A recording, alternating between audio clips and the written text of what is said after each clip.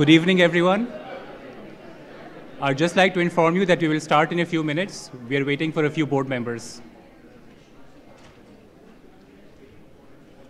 So you may continue your conversations for a few more minutes.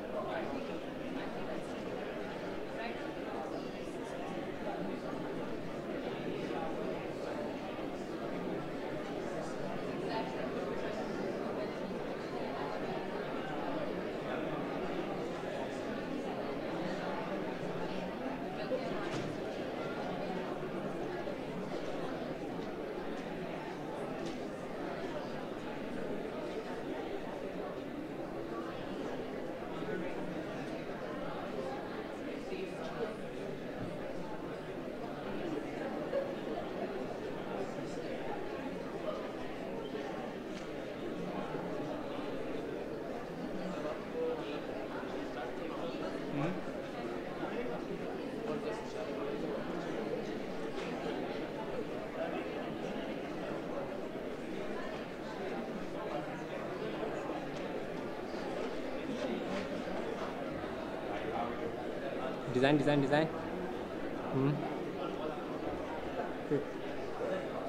Yeah.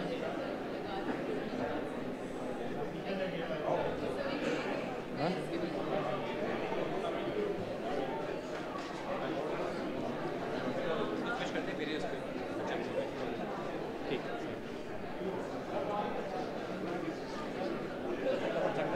Clicker check कर ले नहीं slide पे वापस बात नहीं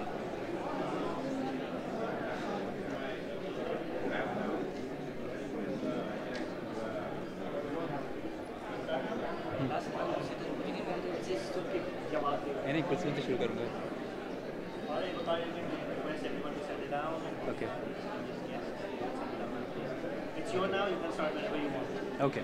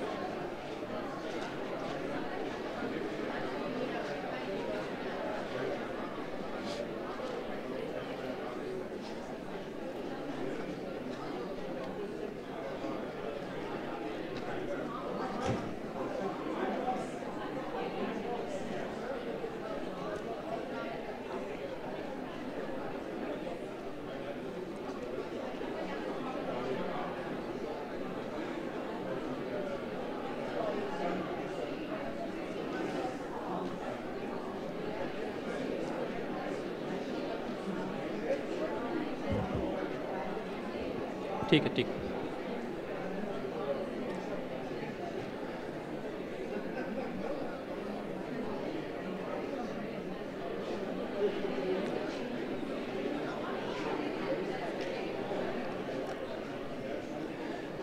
Ladies and gentlemen, welcome to today's gathering. May I request you to please settle down so that we may commence.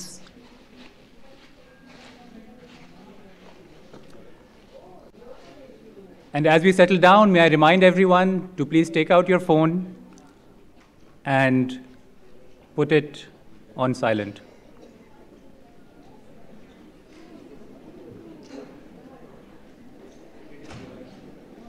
I didn't bring mine.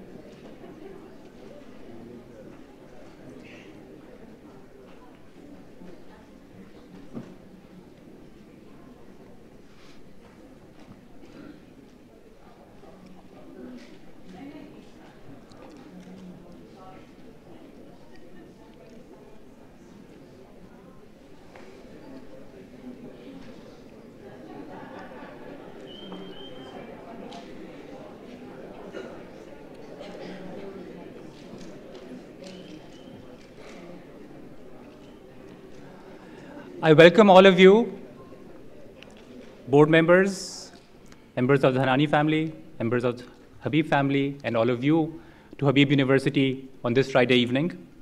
I hope you're doing well. I'm Dr. Waqar Salim. I am the founding faculty member and the program director of the computer science program at Habib University, and it is my pleasure to welcome all of you here today. As we begin our event today, I would like to present to you some of the founding principles of Habib University, which will place this event in context. And we will see how and why Habib University has come into being and why it is so important for Habib University to be here, and how this event today is a commemoration, and it's important to hold an event here for reasons that I'll disclose as the evening unfolds. Habib University has come into being as a result of a generous donation from the Habib family. It is the largest philanthropic donation to higher education in the history of Pakistan. And it is fitting that we're sitting here right now in the newly inaugurated H.M. Habib Auditorium, which is yet another testament to the tradition of giving in the Habib family. Let's give them a big hand.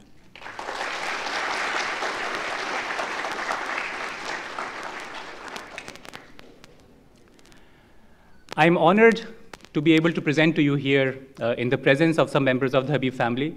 It feels a bit strange. It feels a bit like meeting your maker. Some of you may know where that is from. If so, we can talk afterward.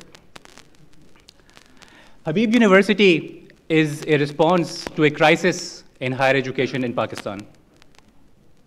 Compared to countries of similar size, of similar age, of similar location, the situation of Pakistan in terms of higher education and training is abysmal. That's the purple plot that we see here. You see that Pakistan is almost the lowest country in, among all the countries listed here. In fact, in terms of our standing in higher education, we are comparable to or perform even lower than countries in sub-Saharan Africa. There is a clear correlation between performance in higher education and human development in a country, which we can see here as the golden line.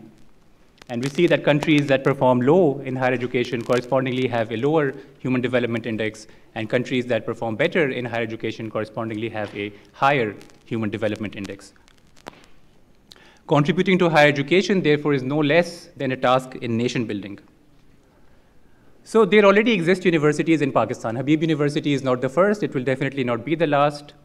So what went wrong? Why is it that in the presence of all these other universities already in Pakistan, what brought us to this situation here? We believe, and there's research to support this, that one of the reasons for that is the compartmentalization of education. Universities were no longer places of learning. They were no longer places of intellectual discourse. Rather, they became vocational training institutes. And in response to that, Habib University has taken the bold step of being an undergraduate liberal art university, which is the first of its kind in Pakistan. This compartmentalization has led to a situation where engineers practice their art without awareness of their historical or social context. Social scientists feel absolved of the need to know technology. Habib University is a step to change that. We plan, or our aim is for our graduates to be holistic, well-rounded individuals who can become productive, thoughtful, ethical, global citizens. Being an undergraduate-only institute, we are somewhat of an oddity in the Pakistani higher education landscape. Almost every other university we know of within Pakistan, and even globally, when we think about our reference points in global higher education, the universities that come to our mind are ones that have graduate programs. I myself, many of my colleagues here in the Habib faculty have been to similar universities. That is the first conception of university that comes to our mind. It is a place where you have a graduate program, where you have a PhD program, and undergraduate education is somewhat of a second-class citizen. Within this landscape, it was indeed a very bold and courageous move to start a university which in the literature is known as a primarily undergraduate institute. The founding of Habib University sends a very strong signal to the community. It shows that in areas where the government has been unable to deliver, the community has to step in. And to that end, Habib University Foundation was formed, which is a registered nonprofit with the Pakistan Center for Philanthropy. Work in education is not new. I'm sure we all know of various non-governmental organizations in Pakistan that perform in the education sector. However, higher education has been perceived as a luxury. Higher education has not been the subject of non-governmental work. It has not been the subject of private donations. It has not been the subject of philanthropy. And Habib University is breaking that trend, and Habib University is living up to its promise of allowing access to world-class higher education to anyone who qualifies for it.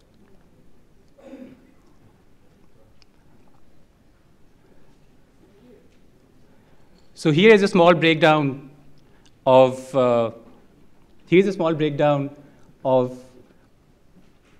students in terms of the payments that they make, in terms of finances, and we see that 25% of the student body at Habib University enjoys 100% scholarship. In fact, there's a very small percentage, only 10%, that actually pay the full fee. And we're very proud to claim, therefore, that 90% of our student body is on some sort of financial aid or the other, ranging from full 100% to 50% or 30%.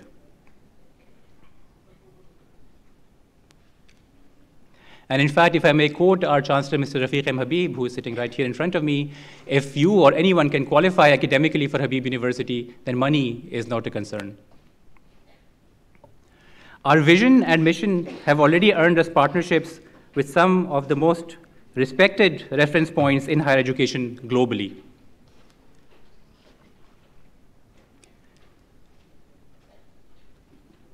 Our collaborators provide us valuable support and guidance on numerous forums. There are eminent academics who have gone beyond and provide us regular on-ground guidance. These form our board of governors, some of whom are present here today. Our ideals have also resonated with a generous community of visionary philanthropists, whom we call our Mohsineen, and whom we acknowledged earlier this year in this very same auditorium, and to whom we have dedicated the wall of Mohsineen, as you must have seen at the entrance, and which you'll see later this evening. This vision has also resonated with the Dhanani family. They have recently donated very generously to our School of Science and Engineering. The Dhananis have successfully built their business on a unique combination of family values and grassroots entrepreneurship, which has led them to be the second largest restaurant franchisee in the United States.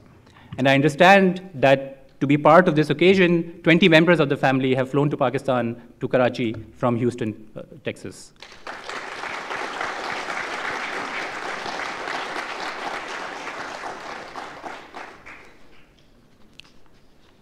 We're very grateful to you, Mr. Dhanani, and this event is part of a two-day celebration of this generosity.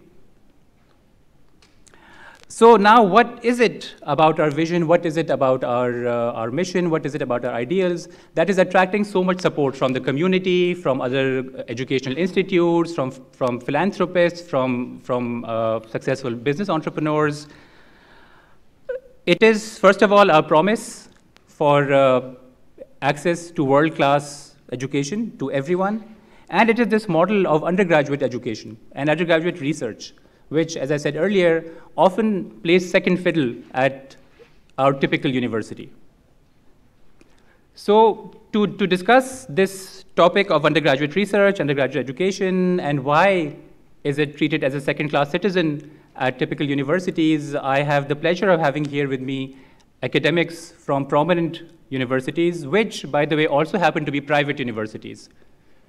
Because in areas where the government is unable to deliver, the community steps in the creation of private universities like Habib University, like Aga Khan University, from where Dr. Kulsum Ghias is, from LUMS. And it is these universities that set the example, and it's such universities that it is our responsibility, our duty to support and encourage so that we can climb up that graph that we saw earlier. So it is my pleasure to call on stage, first of all, Dr. Amir Hassan. Dr. Amir Hassan is a PhD in electrical engineering from the University of Texas at Austin. He is also currently the program of the electrical engineering program at Habib University.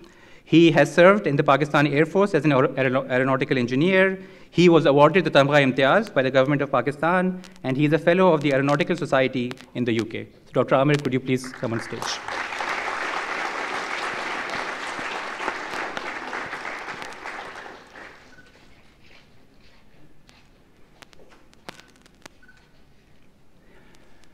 We also have with us the very prominent Dr. Sabi Anwar, who holds a DPhil in physics from Oxford University. He's currently an associate professor of physics at LUMS. He is one of the co-founders of the Khwarizmi Science Society, which is a non-profit organization promoting and developing a science culture in Lahore. Dr. Sabi Anwar, could you please?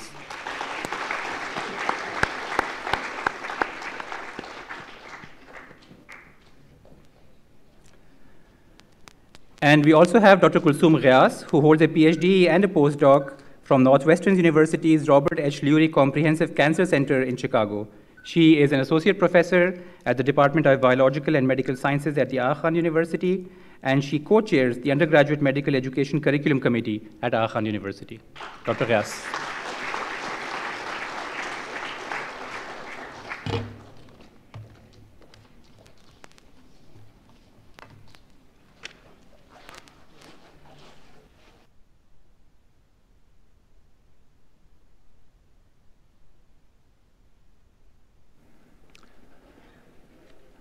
Welcome, Dr. Amir, Dr. Sabi, Kulsum.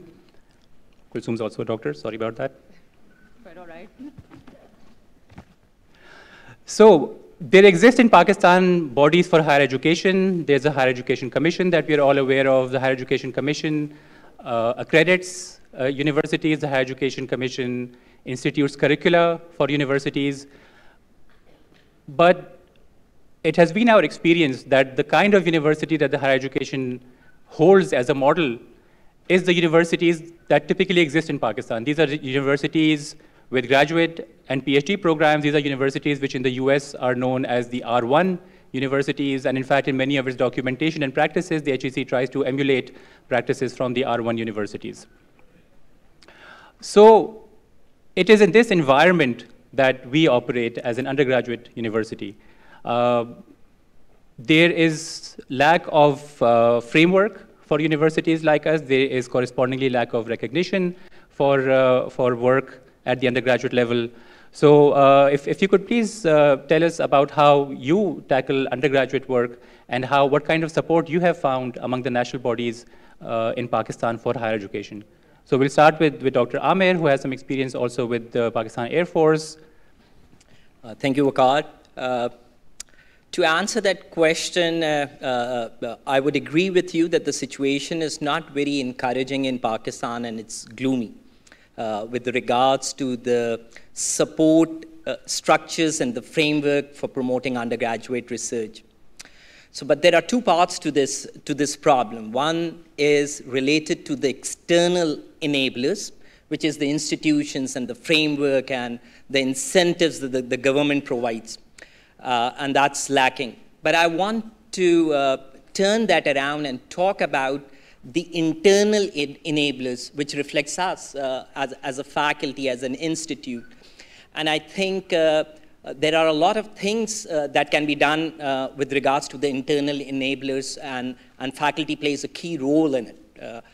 And I think the three lacking mechanisms, until and unless we sort out these internal enablers, we will not be in a position where the government or the institutions or a higher education commission will help us. So we have to look inwards as well. And in that, I would like to talk about three things. The first is the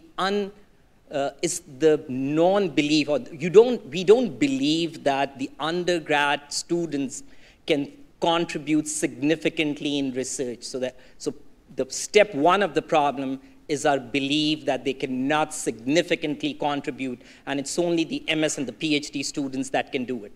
For some of us who have passed that barrier, and they do believe that the undergrad students and undergrad institutions can play some role in the research, do not know the right model. What works well for undergrad students? The recipe that works well for an MS and PhD student may not necessarily work well for an undergrad student. He has to battle out tons of courses. He has to do a lot of activities and in different courses that he's taking. So my conjecture is that for an undergraduate research to progress, we need to focus more on applied research as compared to the basic research. And my conjecture number 2 is, and that we think at Habib University we have a distinct advantage, is to start blending science, engineering, and design. And I think undergrad students are suited for that. And third is to directly is related to us, that why have we always thought so? It's undergrad education and then undergraduate research. So can the courses be taught? Do we think that teaching courses is completely indifferent to research? Or could the research elements be embedded while you teach a course? So part of the problem is that the 3 internal enablers that we have talked about, we need to get a grip on them before we start seeing some of the mechanisms in the external, and we can go to Higher Education Commission as well, and unless we believe ourselves, this environment and situation is not going to help in Pakistan. Thank you, Amir. So, Sabi, I know that you have done some interesting work with the Khwarizmi Society, especially with the Phys Lab, which I believe engages a lot of undergraduate students, and you also aim to promote a research culture and science culture among younger students at the undergraduate level. So can you tell us about that work and any challenges you faced? Right. So before I'm able to answer your question, I would just like to build up on what Dr. Amir has said. First of all, I think that the key word here is education. And the dichotomy between teaching and research is only artificial. There's a deep symbiotic relationship between teaching and research. Both of them go hand in hand. They're not mutually exclusive. So what we should really be talking about is education. Education that incorporates and imbibes the values for research, because it's all about values. When you do research, you are following a certain value system. The value system starts off with curiosity, inquiry, hard work, industry. You probe problems, you patiently observe something, you take data, you can build hardware, you can build equipment, then you analyze, you interpret, and then you're open to all sorts of rational criticisms. You're open to all sorts of scientific criticism. So research is about a value. And likewise, teaching is also about it's a display of value by the teacher to the students and from the students to the teachers. So the dichotomy between teaching and research is artificial, number one. Number two, I would like to emphasize that universities which are graduate level universities, which follow the regular model of graduate research done by PhD and master students, they can also harbor a deep culture of undergraduate research. The two are not mutually exclusive. In fact, some of the very best universities in the world, they have this research which the highest level of research, which is frontier, which is cutting edge, takes place at the graduate level, and some of it does spill over into the undergraduate program as well, and some really frontier research also takes place at the undergraduate level. Universities that focus only on undergraduate research, they are scarce, they are far and few, but that's not the only model. For Pakistan, I think you have to take both approaches. The undergraduate culture, purely undergraduate institutions, they should flourish. They should be given the incentives. They should be provided with an ecosystem so that they can idealize their goals, realize their goals. And on the other hand, the proper universities, or so I don't want to say the word proper, the other more traditional universities are provided with the examples of how undergraduate research can be done. So the two concepts of graduate and undergraduate research can work also in tandem. And it's all about education. It's all about the kind of values that you pass on to your students. And this can be done at the graduate as well as the undergraduate level. About the work it's about societal norms as well. It starts from your school. It starts from the lap of your mother. There's a society that has to encourage research. You cannot have a society that does not encourage research, that demotivates against research. Research is all about curiosity. You cannot have a society that is closed and claustrophobic, and then all of a sudden you get a student into an undergraduate program and starts working marvels in research. It has to be ingrained within the entire educational system, and you can achieve that through lots of different means. As university, Habib University, which has a strong interface with the public. We can see this in this auditorium here. I think the Habib University and the likes of this university are taking the first initial steps in reaching out to the public so that this curiosity, which is the seed for research, can go out into the society. Could you also add about your work with Khwarizmi Society and the Fizz Lab? Well, in LUMS, the Fizz Lab, which we developed, is like a nursery of ideas in physics. We develop physics experiments, and most of these experiments are developed by our undergraduates. And about 30% of these experiments are developed by high school students. They're always coming to our laboratory, so it's a happening place. And I think the Fizz Lab, there are members of the public who also come to our laboratory. So it's like a public laboratory where people could come in and use our resources and build new experiments. And so, and it's done out of the HEC. HEC hasn't helped us. And if my university, LUMS, as you may all know, has now transformed into a big university. It has research goals. It has an agenda for graduate level research. It's producing its PhDs as well, but it's also interested in fostering this ideal of communicating science to the public, of involving undergraduates and high school students in building new ideas. And it's not just about applied research. It has to be a combination of theory, some blue sky research, which does not necessarily result in the production of tangible outcomes, because you're actually developing a value system in the society. That can come through theory. Someone who works on black holes, someone who looks at the origins of the universe, nothing tangible comes out of it immediately. But it's all about fostering these ideals. And then we have the Khwarizmi Science Society, which goes out into the rural areas, which goes out into the schools and just demonstrates scientific principles through some awe-inspiring artifacts and experiments that we've built. So I think this effect should be multiplied manifold. There's a need for this in the society. And I think education we should bring the education back into the education. It's all about humanity. It's all about why can't we just replace education with technology? Because that will supplant the human element out of education. Research and teaching is valuable because it connects one human being to another.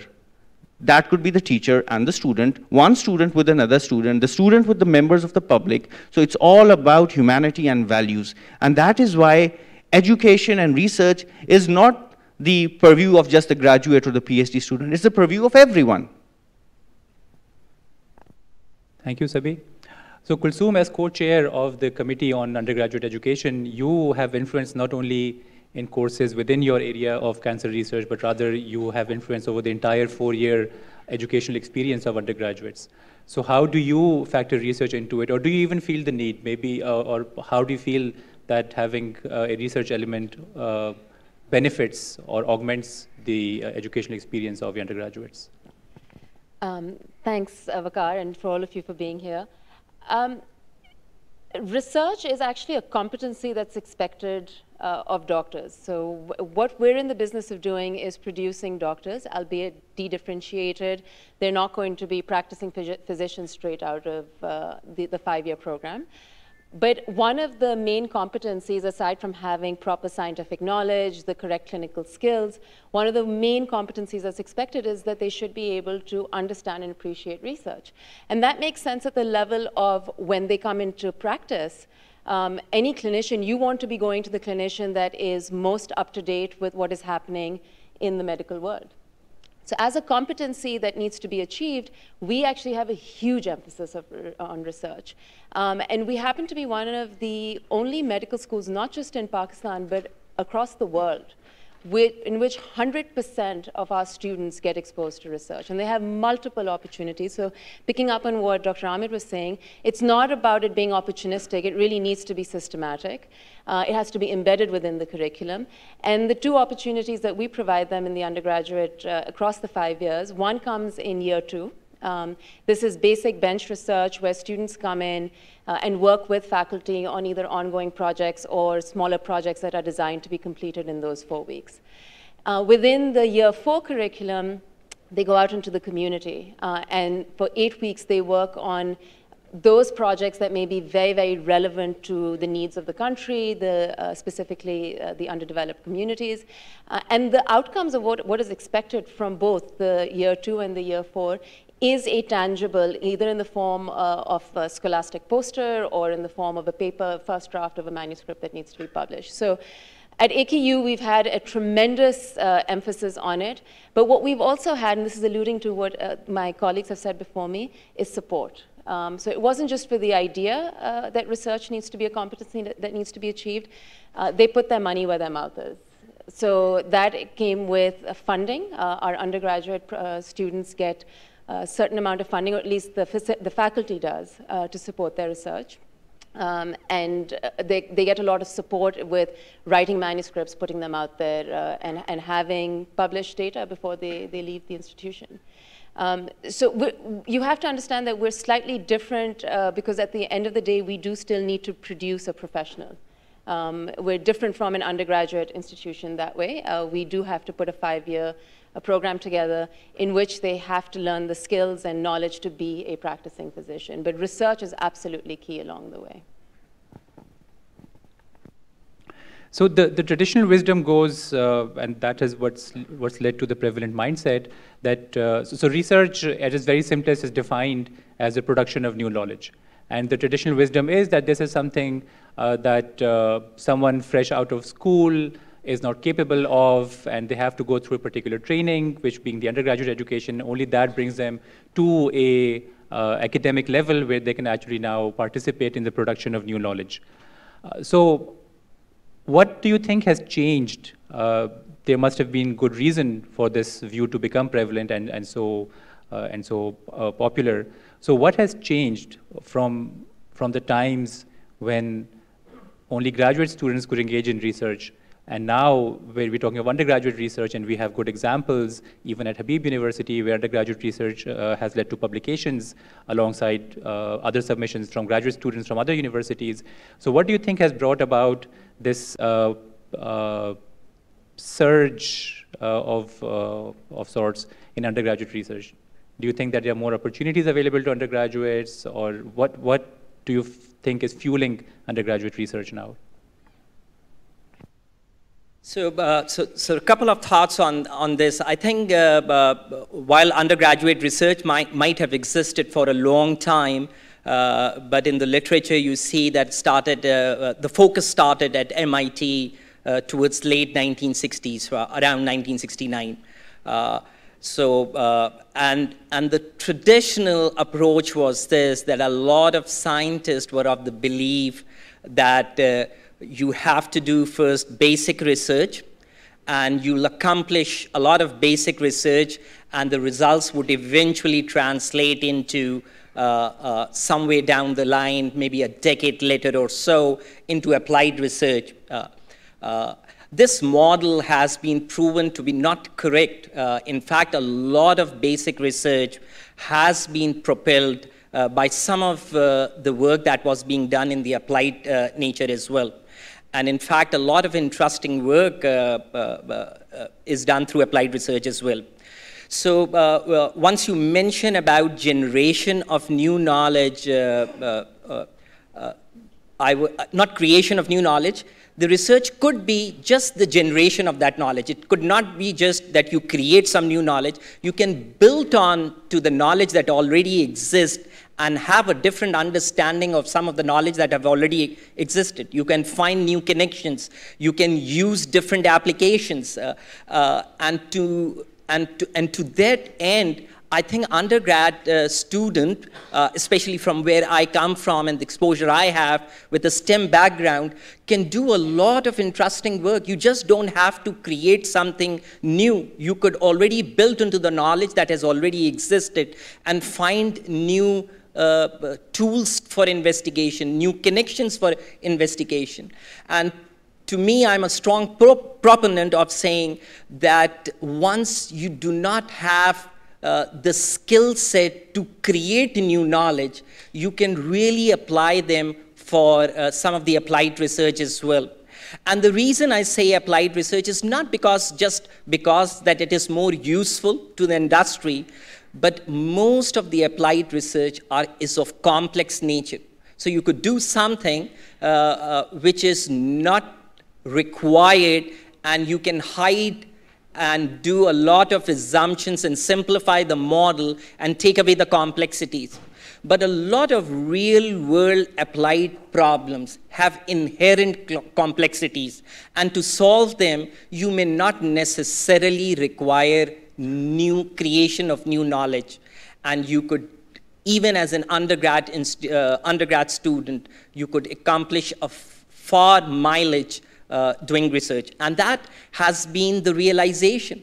In the last 40, 50 years, some of the countries that you showed are on top of the graph, or at least way above where we are, have realized that the undergrad student being exposed to research pays off far more dividend compared to a PhD student. He has more, so undergrad students builds onto their experiences of their courses into the next courses. So he has more time on his watch to leverage that research, and it is probably, it's a belief worldwide that that is the right time for students to be exposed to undergraduate research. To add to that, for anyone who has a child at home from the age of 2 or even before, when they start talking and they ask questions, that dreaded question of why, how, why, and they don't stop, right? That's the curiosity that Sabi is talking about. That's what needs to be harnessed. And that is what most traditional educational systems, I say for myself, I became a scientist in spite of my education, not because of it. So that gets completely suppressed. And that is what needs to be harnessed. So when you talk about research or encouraging research or curiosity or inquiry-based education, even undergraduate is probably too late. We probably need to be pushing this back into when in schools and even in early childhood education, when that question is asked why, the answer is not, I don't know. And what's great about today's day and age is that the kids won't let you stop at I don't know. My kids will tell me, but Mama, Google it. Why can't you tell me the answer, right? So I think it's very, very important to understand that times have changed, the students have changed, and while there may be more traditional frameworks of education in which perhaps PhD students or MPhil students have a more focused attention on research, it doesn't mean that others can't do it. It's a question of us providing the opportunities and embracing it. There's a lot of fear, right? When you don't know the answer as a teacher, as a parent, what is the child going to come up with? How are you going to deal with that? That's what we have to open ourselves up to if we really are talking about research. These are beautiful points raised by Dr. Kulsoom. I would just like to point towards an irony. The irony is that there is very little research going on at the undergraduate level because there is too much emphasis on research, just research. You see, a research culture at the level of undergraduates takes place in an environment where teaching and pedagogy is cherished, where the teacher is concerned about his students, where the teacher can take out time away from his mechanistic schedule and spend time with students, where he can engage with students, where he cares about his students. He delves into new ideas, new themes in his classroom teaching.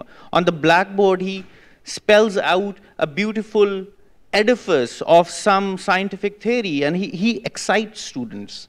Since there is no emphasis on teaching, the best teacher awards by the HEC are also meted out to professors who, on the basis of their publication record. When teaching is not emphasized, you will have a dwindling of interest in research. So I think there's a dire need to elevate teaching at the undergraduate level. How do you teach? The evaluation of teachers has to be on the basis of innovation in teaching, has to be on the basis of creativity in teaching, has to be on the basis of understanding the students. So I think we really need to be wary of technology making inroads into the educational environment.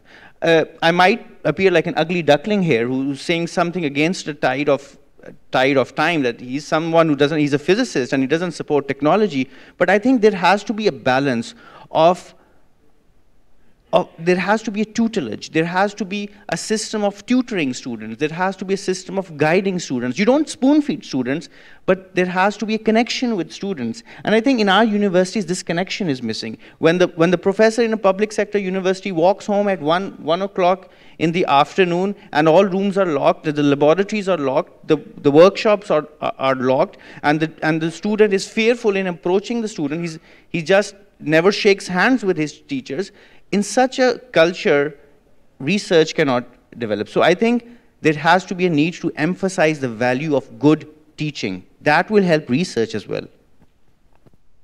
I just want to add to that, that in a lot of ways, Vakar, you were asking, why isn't it encouraged? Is it the lacking infrastructure? I think academia has shot itself in the foot as far as this is concerned. The emphasis on whether it's promotions, performance appraisals, it's publish or perish. You publish your research, you go up the career ladder. You don't, if you focus on teaching, there was a great study that came out of Australia where that was exactly what was felt. If you wanted to publish, you had papers, you'd go up the career ladder. The moment you started focusing on teaching, that was a sure step down. And there's been tons of evidence that shows that doing research yourself helps your teaching. You become a better teacher. It's a lovely giving cycle. It feeds into itself. So I couldn't agree more with what Dr. Sabi is saying. To be a good teacher, you can be a good researcher, and that's really what ties up together. So that's an excellent point about how teaching and research go hand in hand at the undergraduate level. You cannot really see one without the other. In fact, and I like how you emphasize the human element of it. It harkens to the old days of master and apprentice, where this human element is very important, and the teacher and student interact with each other, which leads to not only interaction within the lab, but a more personal relation between the teacher and the student. So what are, given that there's enthusiasm, and in fact, there have been studies that show that per capita, these primarily undergraduate institutions contribute a larger number of PhDs in STEM than your typical R1 university. This study is coming out of the US, that's where this data is from. That data is not here in Pakistan because we don't have many primarily undergraduate universities. But given that all the framework at the moment is biased toward graduate research, what are the challenges that trying to do research in an undergraduate environment would that come up, and how can those be overcome?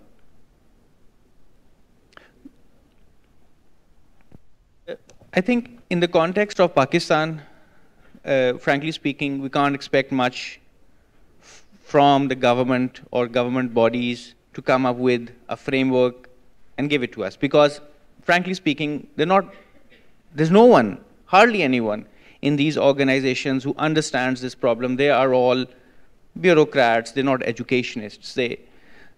So I think it has to be a bottoms-up approach. And the approach that the Habib University is following can serve as a shining example of what needs to be done. So Habib University is great because it doesn't bear the inertia of being an old university. It doesn't have that legacy issue. It's adventurous. It can navigate uncharted territories. it can reach out to the public, it can devise a curriculum that is innovative, that breaks barriers. The best way of doing research at the undergraduate level, which by the way is unbridled research, because a PhD student or a master's student has to do target-oriented research. He has to produce a dissertation at the end. He's being evaluated by a team of experts. But undergraduate research is closer to the definition of unbridled inquiry. It's actually curiosity. You can test, you can navigate territories no one would ever else dare to go. So I think it's an opportunity for research, for knowledge generation, for synthesizing disparate fields. So it's a great opportunity out there. And what I wanted to say is that at the undergraduate level, it's important to nourish this sense of curiosity. And the best way to do that is to break barriers. That's the key. Break barriers. This research will flourish when you don't have an electrical engineering department, when you don't have a chemical engineering department, when you don't have a physics department, when you just have programs. Programs that are gel-like, that can reconfigure themselves on the fly. Because the greatest research is actually done on the fringes of certain disciplines, on the interfaces of disciplines. So I think it's important to have a system in a university, such as Habib, which does not create silos. It breaks them, which is a flat hierarchy for everyone, where a physicist shares an office with a biologist, where there are no degrees, where there are no departments, there are no department heads, there are programs that are loosely connected. And I think that's some university that is starting off undergraduate research, that's a great idea to make a melting pot of ideas, break these barriers. So the reason I asked Habib to go first is that as far as this question is concerned, I at Habib University have a distinct advantage, given the fact that we do not have a master's and PhD program, not by constraint, but by choice. So we at Habib have somewhat the problem sorted out for us, that if we want to involve in meaningful research, that's the only option we have. Before coming to Habib, I was at another undergrad institution, which was also just an undergrad institution, which is College of Aeronautical Engineering at PF Academy, Risalpur. And over there as well, so since there were no MS and PhD students, a lot of research used to happen in the classrooms, as what Sabi was indicating, and almost all the final year projects had to be on the complex problems related to some of the problems that Pakistan Air Force or the military is facing. So I think at Habib, we are in an advantaged situation that our undergrads do not get overshadowed, and the other unique advantage we have is our exposure of our liberal arts curriculum to our students in the Dhanani School of Science and Engineering.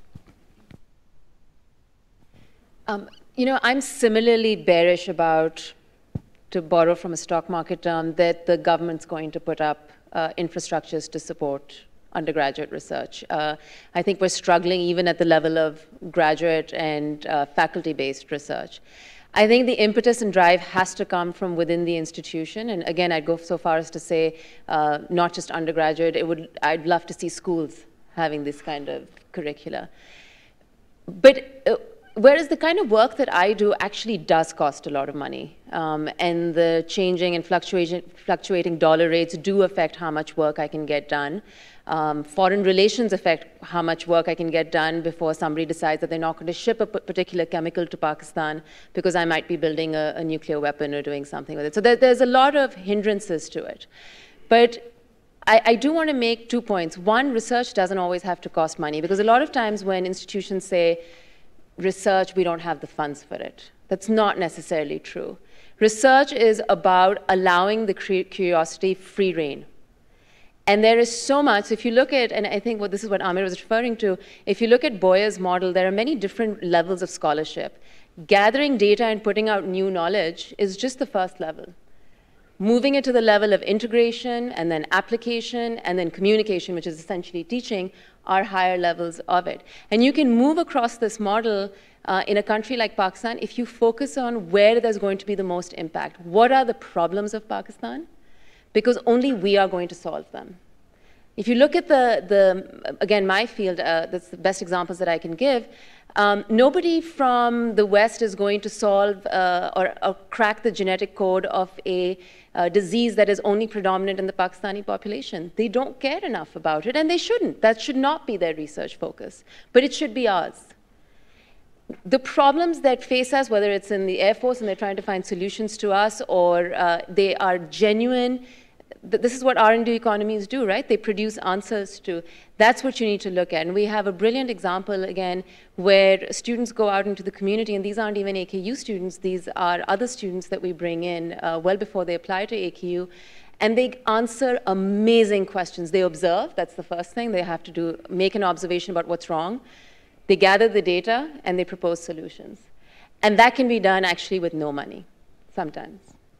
So I don't think we should allow money to hold us back, is the point I wanted to make. So that was a good point you raised about how sometimes money does indeed affect one's research, and often research requires access to certain instrumentation, maybe costly instrumentation, which an undergraduate institution may not have access to. At least in Pakistan, the support structures that exist for access to instrumentation for research are for graduate level research. Undergraduates do not simply qualify. There's support for travel to conferences, support for publication from the HEC again. Undergraduates do not qualify. So for an institution like Habib University, where does this come from? Do we forever keep on relying on the generosity of the Habib family? Or what do you see as the source of support and growth for institutions like these that want to change the status quo and that they want to do something innovative in the space of higher education?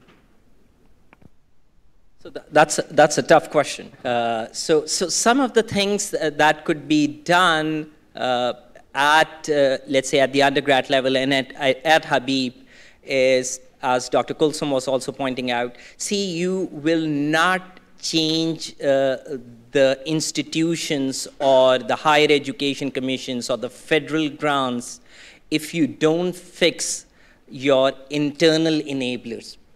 So until and unless the faculty or the institutions fix the internal enablers, the outward mechanisms are not going to be put in place. So let's talk about some of the internal enablers. I think during the course of this discussion, we have already talked about that the research cannot remain agnostic to what's happening and to what's happening as far as the teaching is concerned in the classrooms.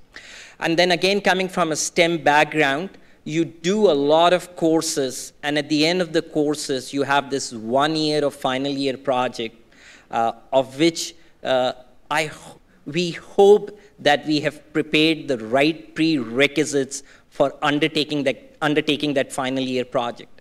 And student focuses a lot of time, and somehow a lot of money is available for the final year projects as well. If this is not the only solution, but one of an important solution in this whole puzzle is how you create the final year projects. Anyway, he's going to spend about 9 to 10 months, and anyway the money is going to be spent, and anyway a grade is to be awarded to it. And you are preparing that student throughout the remaining 3 years to undertake that final year project. So at STEM, you have this great opportunity to convince the decision makers that these final year projects have culminated into something very meaningful based on what has happened for 3 years in the classroom. And if that show or if that display is done rightly, I still feel with all what's happening in the country, the money will be made available. But what needs to be fixed are the internal enablers.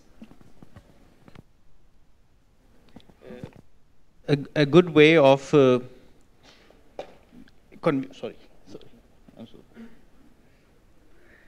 good way of convincing the decision makers of the university is the following: research that is done by the undergraduates is going to enrich, for example, in STEM, it's going to enrich the laboratory. It's going to result in, say, the building of a hardware or a system or an equipment that will be used by later batches of students. You go out into the society, you build a data set, you do a survey, you interpret the data. The knowledge that is gleaned from that data would become a part of the university's archive. It would become a part of the university's magazine. So I think this research is actually enriching and building up the profile of the university. It's building up the assets of the university. It's building up the human capital of the university. So it's actually feeding into the university. So this cost, the economics has to be factored in as well. So I think it's paying off. This research is not just an expenditure, it's actually building up the university. So I think you might have said it somewhat facetiously with the Habib family present, that are you going to rely on their goodwill? But it's not a bad idea to have a research endowment. Again, it wouldn't be the only institution that has one. It's examples around the world where research is funded because of research endowments. So there's a capital investment and there's enough interest that's being generated that you could certainly do undergraduate research off of it.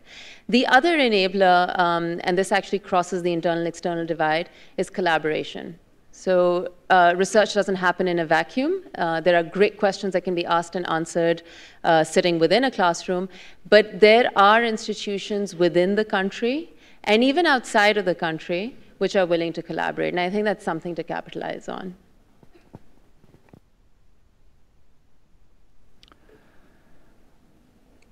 So, a lot of teachers at the undergraduate level, they may not. So Sabi emphasized on the importance of good teaching to foster not just research, but just for the sake of a good education, putting the education back in education, as you said. So a lot of teaching also has bought into this mindset that research will only happen at the graduate level. This undergraduate is just foundational training for the real work that will happen later on at the graduate level, and a lot of teachers have bought into that. Therefore, we don't see a lot of innovation. We don't see a lot of drive at the undergraduate teaching level. How do you've already talked about the importance of having that, but how do you feel that a change can be brought about in the mindset of the teaching community in general, or at least within Pakistan, or even the higher education bodies? You see, as economic and social beings, teachers have to respond to their needs. It's all about the incentives that you put in place. If a faculty member of a university is promoted on the basis of his publications, on the basis of his impact factor, his productivity, the grants that he wins from AGC or other grantors, then this system is never going to work. So the university, first of all, there's a dire dearth of autonomy of universities at the moment because HEC controls everything at the moment, because HEC is giving you the money, they decide who is promoted, they decide who becomes a professor, they actually even pay the salaries for the tenure track faculty. The good thing about these private institutions like Habib is that they can exercise autonomy and they can come up with a system which incentivizes education in all its variants, in all its forms, in all its myriad forms, be it in the form of classroom teaching, be it in the form of encouraging systematic research, encouraging unsystematic research, because research can be systematic and unsystematic as well at the same time. It's not just a final year project. Research can be encouraged in subtle ways, inside the classroom, through the homeworks that you give, through the assignments that you give, through the mini projects that you give, through independent activities programs that exist between semesters, through summer engagements with the students. So research can be unsystematic, and research does not always lead to some credit or some grade. So we must keep that in mind. It's a value system, it's a culture. So I think the incentives have to be in place which allow for teachers to venture into this endeavor of inciting human curiosity?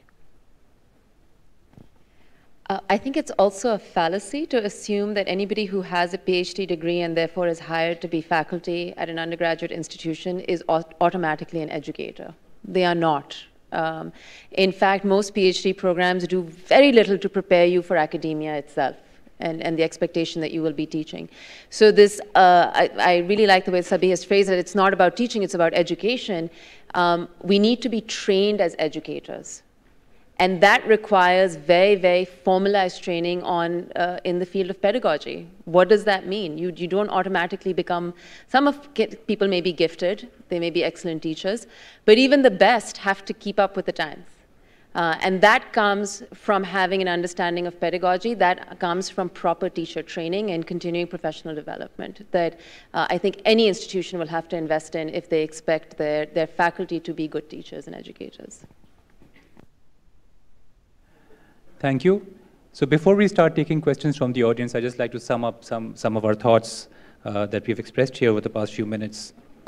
So we've said that so access to more information now fosters the curiosity of the younger generation. It is no longer a select few people who have access to information. Rather, every child now has access to all kinds of information at the touch of their fingers. So they can afford to be curious. They can, and this curiosity and the opportunities to pursue this curiosity has brought this research culture, which is essentially just pursuing knowledge out of your curiosity. That is now has been enabled at the undergraduate level. And as Kulsum is saying, maybe as Sabi mentioned, there are people at school children also coming and doing innovative work. Support structures need to be in place. These support structures could be from the institution. There's support, a lot of valuable support, of course, from philanthropists, from the community, and an emphasis on pedagogy. So at Habib University, we emphasize quite a lot on pedagogy. Just this summer, I attended a workshop, and the faculty attended two workshops in total on advancement in pedagogy. And we keep on having these workshops, and we definitely do have a vibrant support structure in place for research and for the promotion of pedagogy and close contact between faculty and students. So Habib University is very proud to maintain a 12-to-1 student to faculty ratio. So before we take our questions, let's thank our panelists.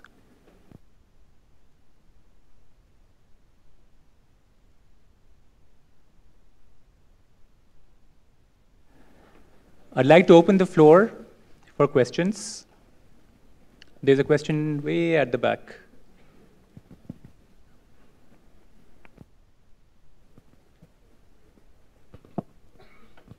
Hello, my name is Mohammed Salim. Thank you so much for such a wonderful discussion. My question is how to link the research with college education or school level understanding. Since in Pakistan our educational system is very much divided based on class, like the elite students goes to A level or O level, then private board education system. So how we relate with that back to primary level? Thank you so much. I don't think I fully understand your question, but let me just remark one thing, that the private institutions that you're referring to, these private boards, may not be better off educationally than the public sector. My point is it has something to do with the opportunity. In Pakistan, is a lack of opportunity and the culture of entire education in our country. And also the role of parent and other member of the society, like religious scholars and all these multiple factors. I think that's the society we live in, and that's the uplift of this society is what we are tasked with. This is our challenge. This is what we are set out to do. This is what our aim should be, to address these challenges in our society. There has to be equal opportunity to all and equal access to affordable, free education. That's a constitutional right as well. But let me just say one thing, that the private sector educational institutions may not be really better off in terms of quality than the public sector. They look more flashy, they look more nice, they are more ostentatious, but the educational system may not encourage curiosity. That educational system still stifles curiosity and inquiry. Thank you so much.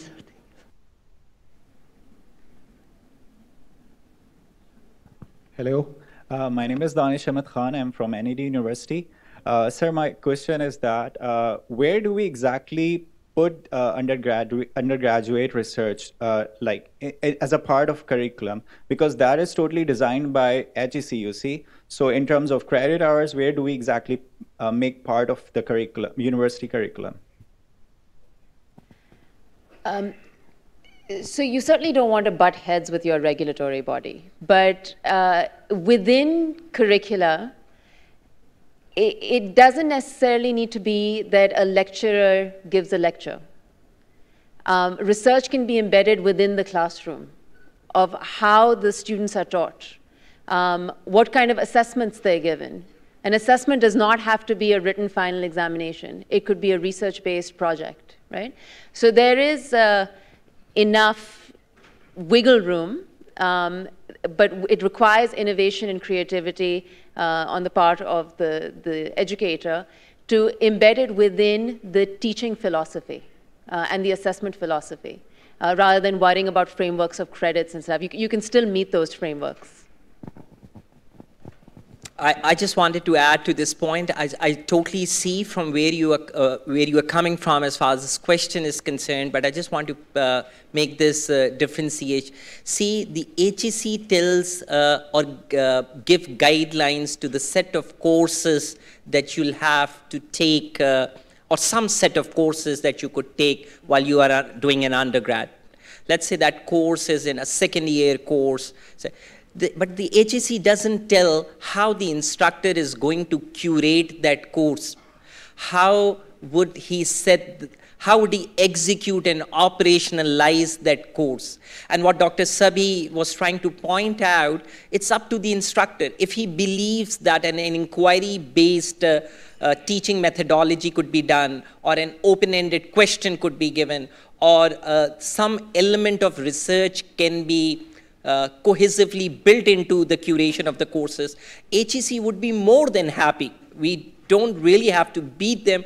They don't specify. In fact, they'll be more than happy to do that. And if internally we start doing a good job, I'm very sure that HEC would be more than willing to give research funds to undergrad institution as well. So part of solving the big question is, how do we internally solve and believe this and curate this? Just to add to these two responses, I know that I got an email from you, so welcome. I did, thank you. And I know you're a physicist as well. So research, this is the unstructured element of research. If you, in the graduate level at Pakistan, there's a mandatory requirement sometimes to take a course on research methodology. That doesn't make you a better researcher. You take a course on ethics. That doesn't make you a more ethical human being necessarily. So these unstructured opportunities for research can be ingrained within the delivery of courses, within the instruction, within the kind of instruction that is there. And for a physicist like you, the best opportunity for research is in the laboratory. Since the laboratories in our country, in most physics-oriented colleges and universities, since they are dysfunctional in a way, they don't encourage, there's no equipment, there's no interest in laboratory education, the best opportunity for research happens in an empty laboratory. You build the laboratory, that's a great opportunity for research, okay? So I think the laboratory is just a great place where you could actually test out ideas, and it's not expensive to build, to test out, look at mathematical and physical phenomenon. You can do this in an empty laboratory when you have time. So the laboratory is a great place for research. Thank you. Sorry, while the mic is going to the next person, I just want to take an opportunity to build on what Sabi said. So he talks about ethics. And when we talk about research, there's a huge field about ethical research and the ethics of research, especially when it involves human or animal subjects. And when you talk, even at the level of undergraduate research, I think it's important for any institution that's thinking of creating a program to not let the ethics of it fall back, that shouldn't be the afterthought. When it's in its nascent stages is when those institutions should also be thinking about ethical research, because it can't be an afterthought. I just want to add that. Hello, I'm Zayan Delawala from Karachi Grammar School. One of my subjects which I'm studying is sociology, which primarily is primarily a research-based discipline. But when we're taught in school, it's all, we are taught about methodology, but it's all theoretical. And we're taught about case studies about other sociologists. And since this talk is about undergraduate research, how do you suppose, would you bridge the gap between rote learning and undergraduate research? Because it could prove a cultural shock to someone who's been ratification, as you could say in layman terms, doing that their entire life. And when they come to university, when they come for their undergrad, there's this completely new environment where you're allowed to question everything. So how do universities, or how does LUMS, or how does Habib, or how does AKU, which are very major players in the tertiary education sector, aim to bridge that gap?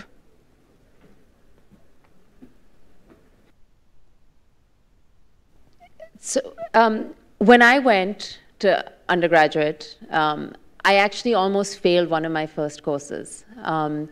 And it was because I came from a system exactly that you're talking about, and I had to learn on my own. I learned on the fly. How we may do it is we actually, again, we build it into the pedagogy. So a lot of our, within first year and second year, the way the students learn basic sciences is through a methodology that is based on problems. So problem-based learning, for example. But I think, again, we keep talking about this ground-up approach. We're not going to thrive, and those indicators that Waqar showed us when we started off are not going to improve until unless we can bring research even further back, or at least, at the very least, bring inquiry-based learning further back and bring it into the classrooms. So that ground-up approach really is, and it addresses that first question that was asked as well, that it has to be within our educational systems, and there can be no private-public divide there. It really has to be an understanding that everybody has these opportunities. I'm sorry to cut you off. There's been a gentleman here. He's had his hand up for a while. Could an usher please come here and hand this gentleman a mic? We'll come to you.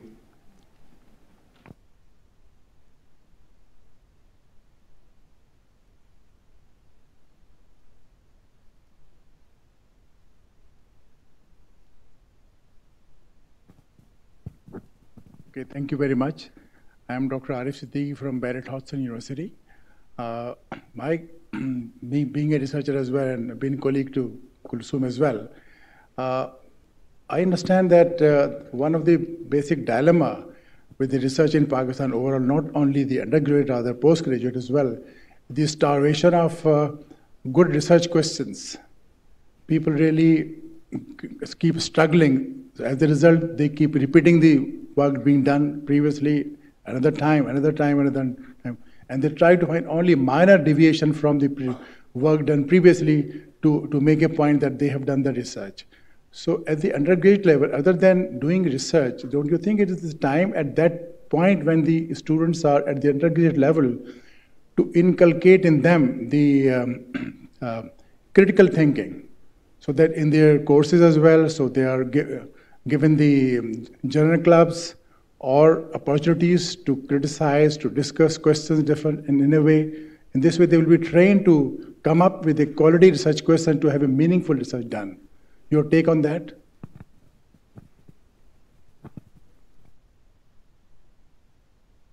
Well, first of all, I think all thinking is critical. Thinking is a critical process, so all thinking is critical. Good research questions come out from two sources. And one is that research is cyclic. quality research gives rise to research questions. You cannot, these research questions, as you know more than most of us in this auditorium, good research questions don't fall off from the sky. They are outcomes of incomplete research, of the desire to know more. When you conduct a research study, you're left with open questions, and those become the fodder for your subsequent research. So good research gives rise to good questions. So it's a cyclic process, and we have to get into this circle to generate good scientific questions. Second is the habit of reading. I think reading, active reading, not reading for the sake of grades and for the sake of just passing the, visiting the library, reading actual books in pulp and paper, actually encourages thinking. All thinking is critical, and this encouragement of thinking will prepare the students at the undergraduate level for research. What has gone amiss in our society is the utter lack of reading at the undergraduate level, at the school level. There's no reading habits are inculcated in our students. So I think it happens more for sociology and humanities and liberal arts subjects that reading is encouraged. But for sciences, I know of many Pakistani universities, reading is not done at all. You can pass an exam without reading a book at all. So it's imperative that this habit is rejuvenated. That will give rise to questions. Sir, I just wanted to make a small comment with regards to the comment you made that the dearth of questions. I'm not saying that I don't agree with the observation, but for a country like us, I think there are just tons and tons of research questions, and our ability to formulate that question doesn't resonate from the fact that there are no questions. It's about an analytical mind. Because the country we live in, I think we have a lot of unsolved problems in almost every sphere you look at. Exactly, you know,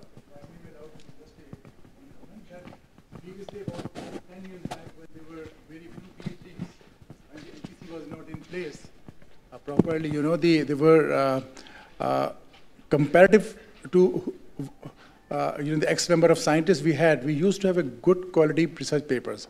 Now lots of investment, lot of money has been put into the higher education, and lots of PhDs are produced. You know, every year thousands of scholarships are being given and students are coming back.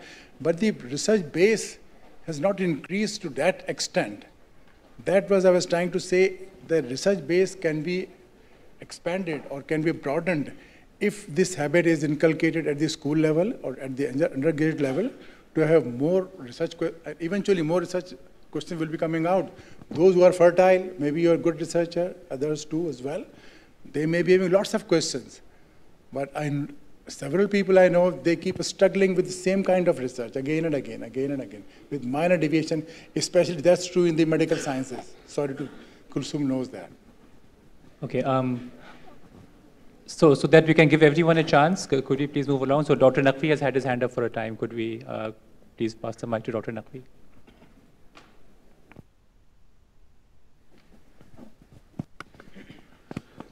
Thank you very much for that very thoughtful panel.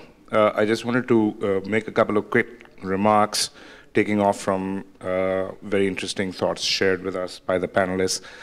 Taking off from what Dr. Kulsum said at one point about the need to start much earlier. A friend of mine who teaches at the University of Pennsylvania, Bob Vitalis his name is, he just posted a couple of days ago on his Facebook page that his 6-year-old daughter, who's in grade 2, came home and told him that her social science teacher had told the class that day that they were going to take a decolonial approach to social studies. This is grade 2. Right? We really need young people today to be adults like we've needed them to be adults never before, probably in human history. We really, really need these people, given the world that we are handing over to them, to be serious adults. I know adulthood actually has suffered quite a bit, actually, over the past few decades. Yeah, well, the process of infantilization, which is really generalized. So you have a 70-year-old who's less than an adolescent sitting at the top of the world order. Yeah. So we desperately need adults in this world.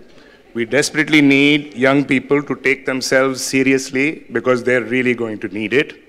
Yeah. Now, I just want to make a couple of remarks just about these two words, research and tehqeeq, which is and that's where the heart of it, I think, lies. The word research, I'm quite literal-minded, literally says research. Yeah? To search again. That is what happens in a good classroom. A very important part of actually research is questioning and unlearning, yeah, all the nonsense that this society in which we live actually inculcates us with. And the other aspect of it, of course, which is captured in the word tehqeeq, is its relationship to truth, haq. From haq emerges tehqeeq. Yeah? The two have an intimate relationship to each other. And this society, and we are seeing that process approach its limit, where what people are talking about now is alternative facts. Yeah? Alternative truths, alternative facts. We have taken the concept of truth and the love of truth because of the kinds of instrumental logics that have been imposed on education, especially at the graduate level. Yeah? We really need people who love the truth. And the only way to love the truth is to love it unconditionally, not according to specializations. Yeah? And that is what a liberal arts education does.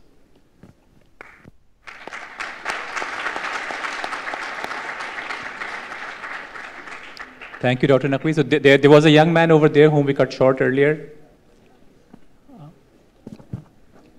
Yes, so we will come back to you, sir, and then there was a question over there.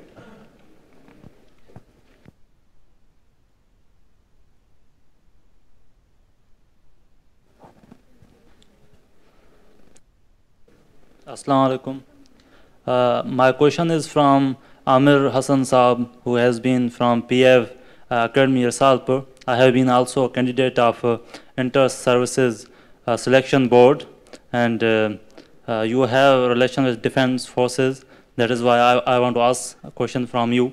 I want to ask that what is the difference between the teaching methodology there in PF Academy Rasalpur and the universities present here in our cities, and what improvements should be made in our universities to connect with the methodology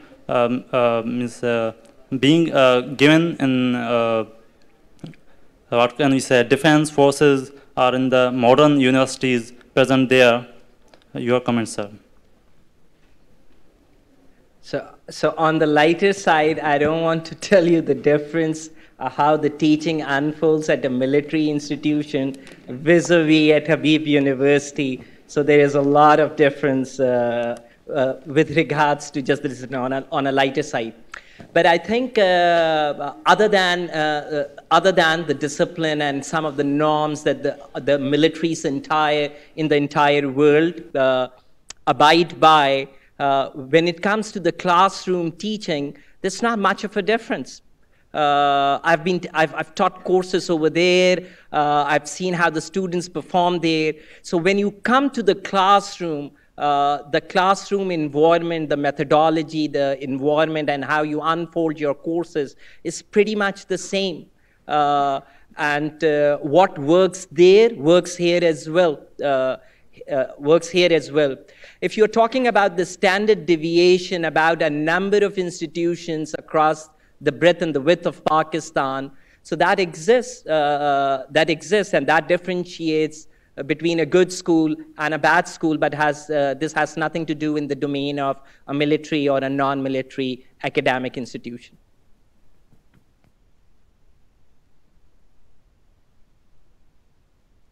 Thank you very much for the remarks. I've had first-hand experience with the US way of learning.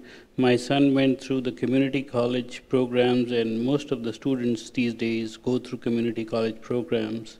And then immediately he basically transformed into a researcher at UCLA, and the way he did it was through his professor.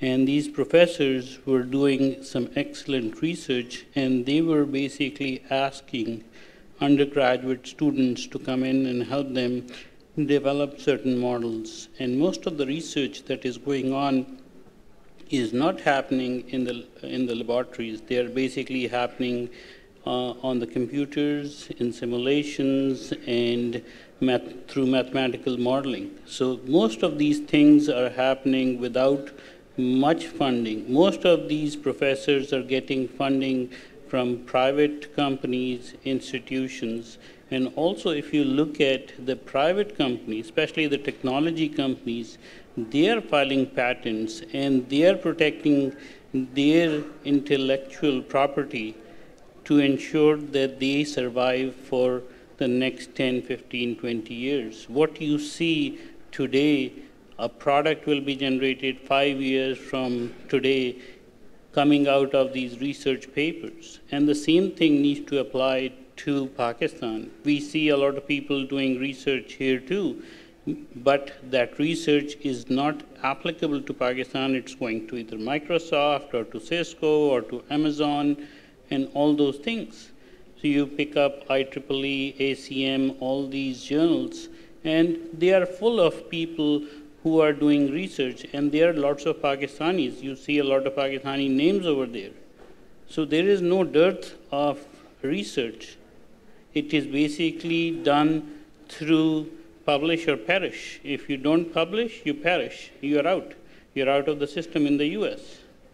So the same kind of standards needs to be implemented here in Pakistan, where you say, okay, we are a research-based institution. We will hire people who are interested in research, and we will basically promote research, and that will basically bring more people to institutions like Habib or whoever it may be. But that is what should be done over here. Otherwise, we will continue to argue about what kind of research needs to happen. So I believe the question is why not implement. So we talked about having the freedom to do unsystematic research in an undergraduate environment. So why not impose a publish or perish culture that exists in graduate environments? Why not impose that with the assumption that will in fact foster research? I think that's not a good idea. We do have a publish or perish research culture in Pakistani academia. And by the way, this mindset is also being challenged around the world. This is not a monotony, there's no unanimity around the world in even the best universities, which are producing the most research, that you should publish or perish. And I don't think it's a good idea, because then you put everything in a bandwagon and you just switch off the lights and the train just goes straight ahead and there's no target. You don't want to do that. You want to enrich a culture of values. A value for research is a value system. You would like to encourage curiosity. You would like to encourage research that has no end. You would like, at the undergraduate level especially, you would like to create a habit of research. You would like to nurture the process of research. You're not interested in the product as much. You would like students to develop as researchers, as thinkers, as scholars, people who could challenge the established norms in a rational and reasoned fashion. You don't want to get into this business of publish or perish. We're already in this, and that's why we're not doing good research. We can keep on publishing in IEEE and ACM, but that's not going to help us.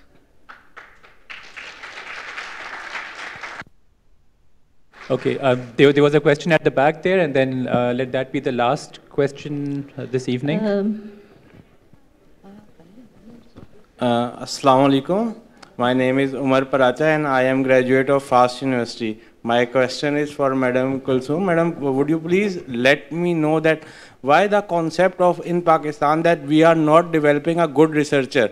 Although I know that I am the graduate of FAST and some of my fellows are the top in companies in Pakistan as well as abroad. They are sitting in one of the top institute, but not I hardly remember that anyone is in a good researcher or founder of the research. So why we have not able to develop as a nation a good researcher? What is the condition? And secondly, what step should we take as a nation that to develop a good researcher? If we have searched that all over the world, they have produced very good researcher as well as. Thank you. So I don't think that I said that we don't have good researchers. We have some tremendous researchers. We have researchers who are not doing maybe work that has the traditional impact factor, but it has tremendous impact on the health and lives of people who live in Pakistan. And again, to bring it full circle, the more you encourage the publish and perish model, that's where you're going to lose education. So we will continue to develop good researchers if we focus on education and focus on the values that research fosters.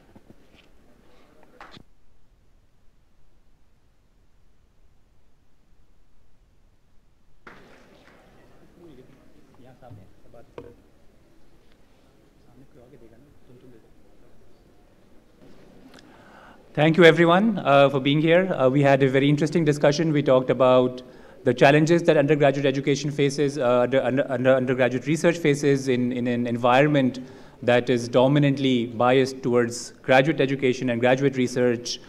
We talked about some of the solutions and some of the enablers that can promote and foster undergraduate education. We talked about the need for undergraduate education and how undergraduate education doesn't exist in a vacuum. It goes hand in hand with undergraduate education, and how the community can come in to support institutes. So it need not be one particular family, it need not be the Dhananis or the Habibs only, but these institutes, because in some way we can say that this lack of formal support works in the favor of undergraduate research, because now in order to seek support, we as undergraduate researchers have to go and seek support from the community by doing research relevant to the community. And this further strengthens the synergy between the community and undergraduate institutes, so that undergraduate institutes are eventually owned by the community. So to formally thank the panel and to give a memento of the visit here, I'd like to call Dr. Anzar Khalid, Assistant Dean of the Dhanani School of Science and Engineering, to please give a memento to each of the speakers.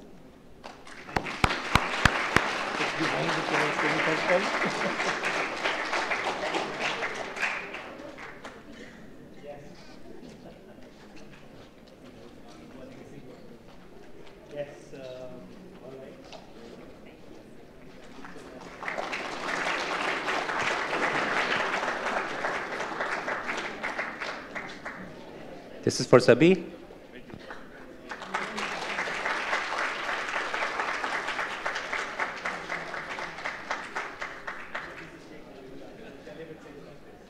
Amir, I'm sorry, you being from Habib University.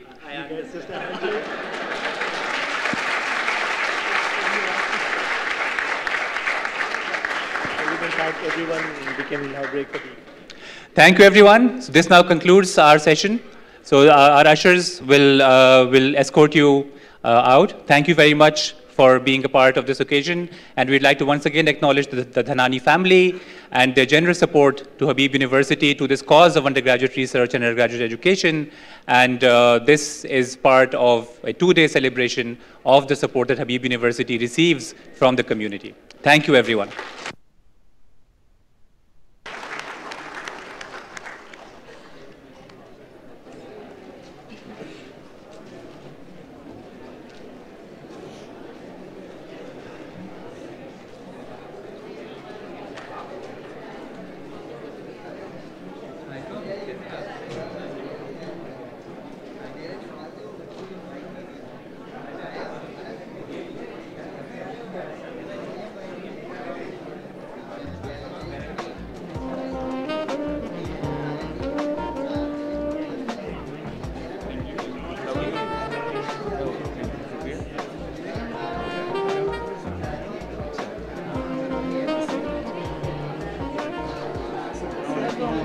Thank you very much for coming all the way.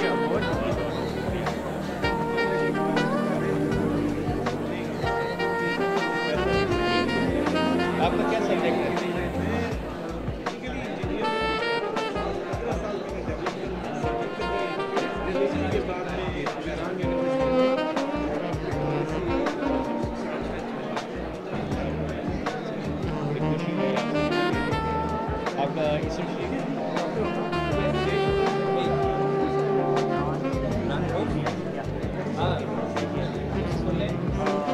Hello.